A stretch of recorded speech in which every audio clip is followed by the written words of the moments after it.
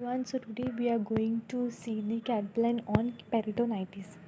So first you all have to mention the identification data, that is name, age, religion, education, then occupation, then the ward number, bed number, what is their diagnosis and date of admission. Okay.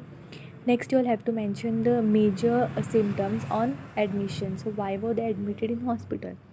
So you see, I have mentioned like my patient was admitted with the complaints of abdominal distension, abdominal pain since 4 days, and constipation, vomiting, and feeling of breathlessness since 1 day. Okay. Next, you have to mention the present medical history, like now what the patient is suffering. Okay, you'll have to mention that. Then comes the present surgical history, past medical history, and past surgical history. Then you'll have to mention the personal and nutritional history. Okay. Then comes the family history, and with the family genogram you'll have to draw. Next, same thing, you'll have to mention the physical examination. In that you'll have to mention vital signs, head to foot assessment. Then comes the head and face. Okay, here you'll have to mention, okay, if the face mask is present, so you'll have to write that also. Then comes eyes, vision, ear, nose and sinuses, mouth and pharynx, neck, chest, abdomen, extremities, that is both the extremities, you'll have to mention the cannula is present. Okay, any nasal cannula is cannula is present, you'll have to mention that. Then comes the pelvic examination and reflexes, you'll have to check all the reflexes I have mentioned here, you can go through that. Next is the investigation. So this for this you can refer the papers of the patient. Okay, you'll have to write the complete blood count, CBC, then RFT and LFT. Okay.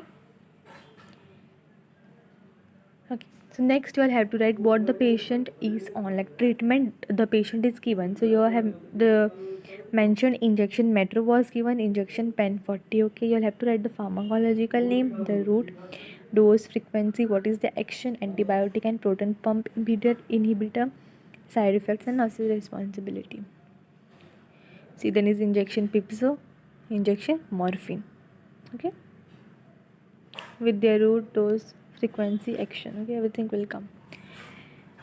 Next you all have to mention the nursing diagnosis. So you all have to write the actual diagnosis and potential diagnosis. Okay, now see, so in actual it is ineffective airway clearance related to acute respiratory distress syndrome, impaired gas exchange, then it's acute pain, then in potential risk for impaired skin integrity and risk for dysfunctional gastrointestinal mobility. Okay, then is this is ineffective, so here I have explained. Okay, diagnosis.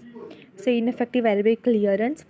Okay, so the goals I mentioned, intervention, implementation, rationale and evaluation. So you'll have to write the same thing. Okay, same thing you'll have to mention. Next is for acute pain. Okay, so here I have also again I have given interventions, implementation, same thing you'll have to write, same thing. Okay, next is risk for impaired skin integrity. Okay, intervention, implementation, rational evaluation. Then comes health education, like what you will tell the patient, that you will have to write diet, hesitant sleep, personal hygiene, medication and follow up. Then you will have to write the 3 nurses route in the same way. One I have given, same way you will have to write the other 2. Okay, so you have to mention the name, bed number, ward number, what is our diagnosis. You can also mention the doctor's unit, then the date, medication they are on, diet, time and nurse's action. Okay, after this I'll have to write the conclusion. Next is the bibliography. So these are the 4 bibliography I have given, same thing you all can write. Thank you.